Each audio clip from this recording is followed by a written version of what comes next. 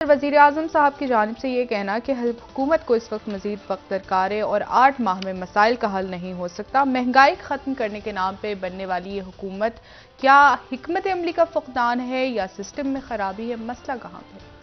देखिए, सबसे पहले तो बेनज़ीर भुट्टो साहिबा की आज बरसी और उन्हें खराज तहसीन, अल्लाह ताला उनके दर्जात बुलंद फरमाए। आमीन। एक बड़ी शख्सियत बेशक। और जो लोग उनसे मिले हैं या उन्हें जानते हैं, हमारे बहुत से ज़ाहिर है कि जो नौजवान नस्ल है वो उनको ख़ास अंदाज में बेनज़ीर भुट्टो का तारुफ हुआ।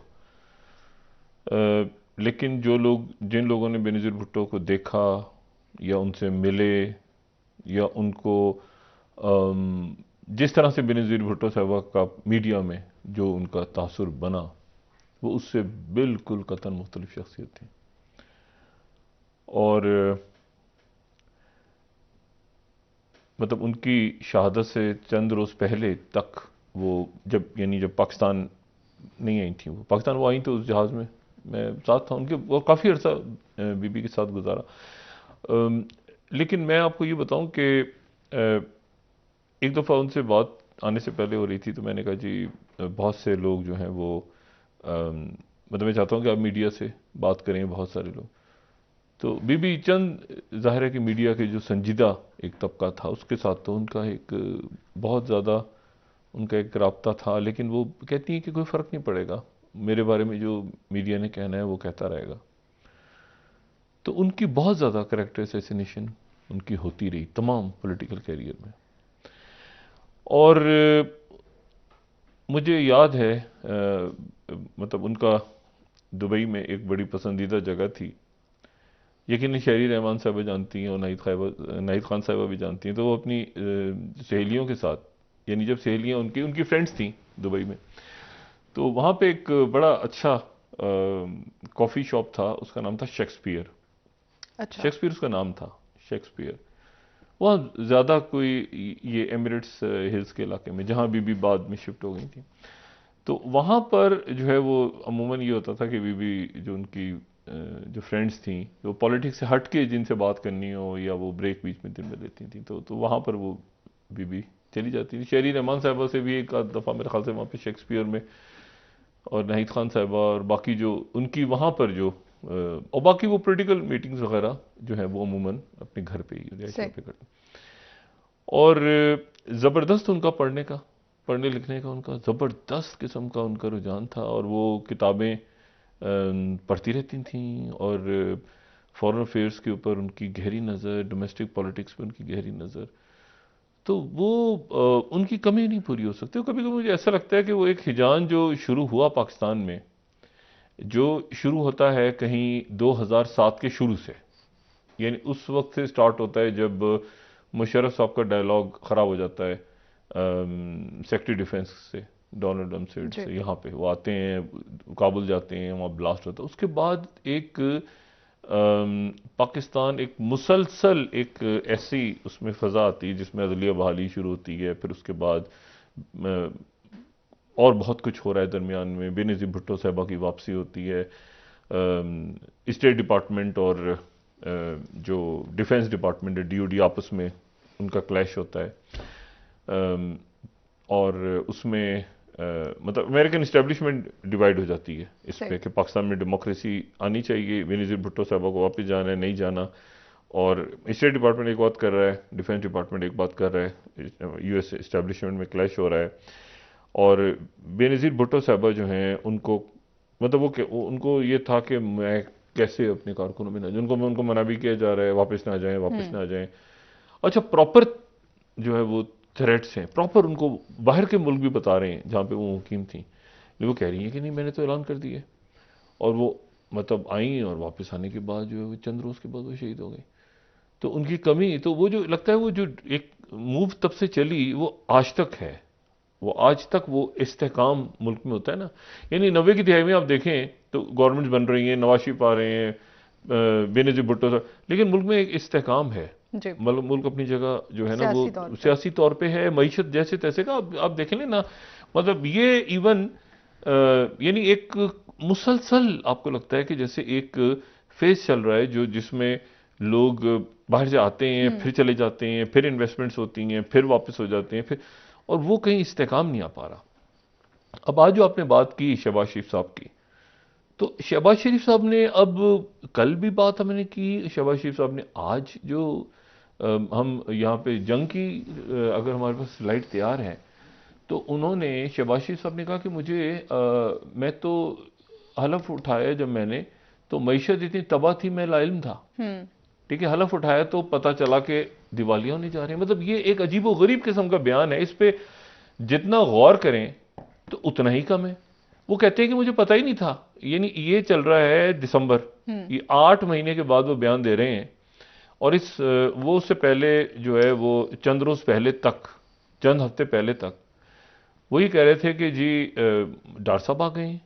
और जाहिर है डॉक्टर साहब की जो पॉलिटिकल हैसियत है वो तो इनसे जाहिर है डिफेक्टो कहें या सुपरा प्राइम मिनिस्टर कहें, जो भी कहें। तो अब ये कह रहे हैं कि जी हमें तो आज पता चला, तो यानी उस वक्त पता चला, ये इकरार भी अब हो रहा है, दिसंबर में हो रहा है, जबकि 5.5 से यानी 6.1 से अरब से कम हो गए हैं डॉलर, ठीक है ना, 5 कुछ, और बाहर से कोई दूर दूर तक उम्मीद नहीं है। और मुझे तो ये समझ नहीं आ रहा कि इनके इश्यूज मुल्क के बिल्कुल कुछ और हैं। जैसे अब शुक्र खुदा का कि ये शहबाज शरीफ साहब ने बात की, मतलब इकरार तो किया कम से कम कि मुझे नहीं पता था कि इतनी मईशत खराब है। लेकिन ये पता कब चला? सवाल ये कि 48 रुपया तारीख है, पाकिस्तान की तारीख में इतना रुपया कभी बेहैसियत नहीं हुआ जितना इस वक्त है। मतलब 270, 260, 270 ये है मार्केट के अंदर, और उसका कोई प्लान भी नहीं है। या तो होना कि उसका प्लान, क्योंकि उसका जो सबसे इंपॉर्टेंट, यानी जिस शख्स जो आखिरी कहता है ना, तो बिल्कुल वो तो इसहाक डार साहब थे। तो डार साहब के बाद ये जो अरेंजमेंट है जी, या ये जो भी हुकूमत है या जो बाकी, तो उनके पास तो कोई भी नहीं है। अच्छा, कोई इंटरेस्टेड भी नहीं है ठीक करने में। जो मैंने कल भी बात की थी ना, वज़रा जो हैं वो आपको कोई कहीं सीपैक नजर नहीं आ रहा, कहीं आपको कोई ट्रेड के ऊपर काम करता नहीं। 80 से ज्यादा हो गए हैं। मैंने कहा ना, पर मुझे मतलब इनके मुख्तलिफ वज़रा से मैंने पूछा कि आप लोग कितने हैं, तो एक ने कहा हम 81 हैं, एक ने कहा 80 हैं, एक ने कहा हम 82 हैं। तो इनको अपनी तादाद भी नहीं पता इस वक्त वफाकी वज़रा कितने हैं। तो ये अब एक मामला। अच्छा, फिर एक दूसरी अजीब सी बात है जो इस पे मैं क्या तबसरा करूं, मुझे तो इल्म नहीं। मैंने मुस्लिम लीग नून के लोगों से फिर पूछा, मैंने कहा जी आप ये बताएं कि आप क्या चाहते थे। मतलब इन्होंने कहा ना हम इसलिए आए थे कि हमें डरा दिया गया कि जी वो बाजवा साहब जो हैं, वो बाजवा साहब रिटायर होंगे तो जनरल फैज आ जाएंगे। ये उनका कहना है ना, खुर्रम दस्तगीर साहब का। तो मैंने मुस्लिम लीग नून के लोगों से पूछा, मैंने कहा फिर आप क्या चाहते थे, मतलब आप किसको चाहते थे? तो उन्होंने कहा हम तो एक्सटेंशन चाहते थे। अच्छा, यानी ये मैं बात कर रहा हूं तमाम मुस्लिम लीग, यानी बशमूल डार साहब तभी तो वापस आए। अच्छा, नहीं, डार साहब तो किसके दौर में आए थे वापस, तो क्यों आए थे? जाहिर है बाजवा साहब के वक्त में आए थे ना। अच्छा, शहबाज शरीफ साहब, बाजवा साहब की एक्सटेंशन। अच्छा, पीपल्स पार्टी एक्सटेंशन, और आखिर में जाके फिर कोई किसी और शख्स। अब मसला ये है कि मुझे तो ये समझ नहीं आ रहा कि ये कैसे, ये अच्छा प्रॉपर आए और उसके बाद फिर वो अचानक नवाज शरीफ साहब भी शुरू में एक्सटेंशन, वो तो बाद में जाके कहीं हुआ ना, ये मतलब है कि आखिर में उनके हुआ कि नहीं मेरिट पे होना चाहिए।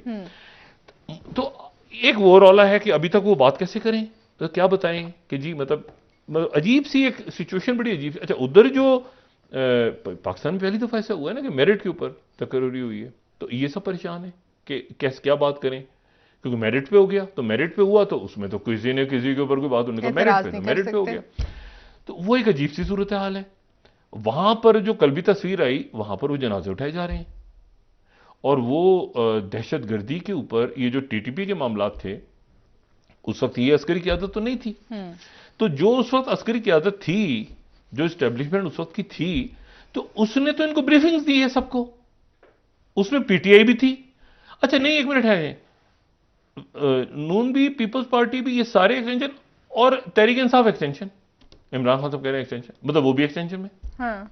देखिए ना, इशू ये एक अजीब सा जो है ना, एक वो है, मतलब यानी कि सब चाहते थे। नहीं, अच्छा वो तो एक पॉइंट हो गया ना। अब मसला ये है कि वो दहशतगर्दी जो है वो आपकी स्टैब्लिशमेंट का इशू है, और वहां पर उनका जो इशू, मतलब यहां पर तो एक बयानात हो रहे हैं ना सिर्फ, क्योंकि इन्होंने तो वो उसको उस मुआहदे को ओके कर दिया होगा। जो मुआहदा कहीं 7 पर्दों में छुपा हुआ खुदा जाने क्या हुआ था टीटीपी के साथ, उस वक्त तो आर्मी चीफ और उस वक्त डीजीआई से इनको ब्रीफ करते रहे, ये ब्रीफिंग सुन सुन के हाँ हाँ करते रहे सारे।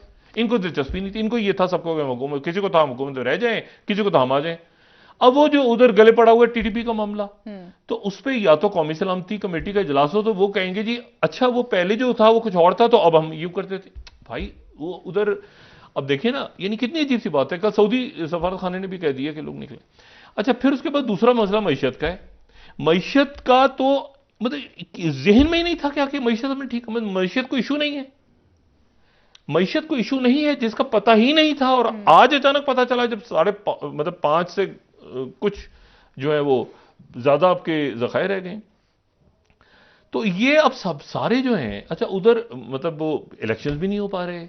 इमरान खान साहब पूरी कोशिश कर रहे हैं कि इलेक्शन हो जाए, उनसे ऑपोजिशन नहीं हो रही। उस वक्त उनको देखें बिल्कुल क्लियरली इनको इलेक्शन में चले जाना चाहिए था, और इमरान खान को बाद में कोशिश करनी चाहिए थी कि असेंबलियां तोड़ दें, और 5-6 महीने पहले वो इलेक्शन, 7 महीने पहले जब मौका, अब असेंबलियां ही नहीं टूट रही, अब अदालत ने कही थी असेंबली नहीं टूटेंगी।